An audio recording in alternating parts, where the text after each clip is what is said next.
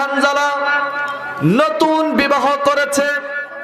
বিবাহ করার পর যখন হানজালা তার স্ত্রীকে নিয়ে বাসর ঘরে চলে গেলেন, বাবারা আমার, যখন হানজালা আর তার স্ত্রী একসাথে বসবাস করলেন রাত্রিবেলায়, একসাথে থাকার পর রাত্রিবেলায় হযরতে হানজালা রাদিয়াল্লাহু তাআলা আনহু তাহাজ্জুদের সময় ফজরের আগ মুহূর্তে এক বালতি পানি নিয়ে, এক মশক পানি নিয়ে যখন গোসল করতে রওনা দিলেন, মদিনার রাস্তা দিয়ে কেউ একজন বলে যাচ্ছে, তোমরা মদিনাবাসী কে কোথায় আছো?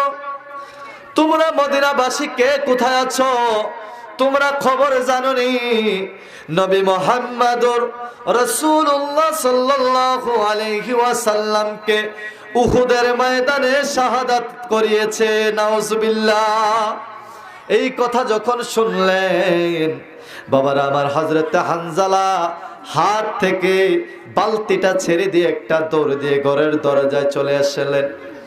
এসে বললেন, বিবি আমার,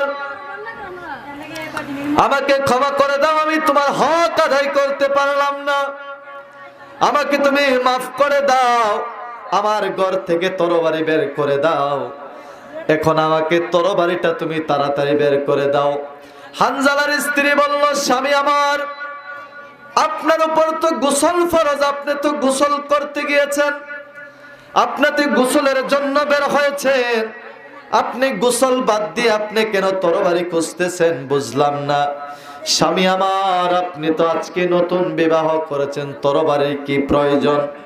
হযরতে হানজালা ডেকে ডেকে বললেন, ও আমার স্ত্রী, শোনো শোনো শোনো, যার জন্য আমি হানজালার জীবন, যাকে ভালোবাসার মাধ্যমে আমার জীবন পরিপূর্ণ হয়, যাকে দেখলে আমার ভালো লাগে, যার কথা মতে চলতে ভালো লাগে, আমি এই মাত্র শুনলাম মদিনার রাস্তা দিয়ে কেউ যেন বলে বলে যায় নবী আমার উহুদের ময়দানে শাহাদাত হয়ে গিয়েছে। আল্লাহু আকবার। বাবারা আমার, হানজালার স্ত্রী তাকে যখন তরবারি দিয়ে দিল, তরবারি দেওয়ার পর হানজালা দৌড়ে উহুদের ময়দানে চলে গেল। আল্লাহু আকবার। ভালোবাসলে নবীকে এমন ভাবে ভালোবাসতে হবে।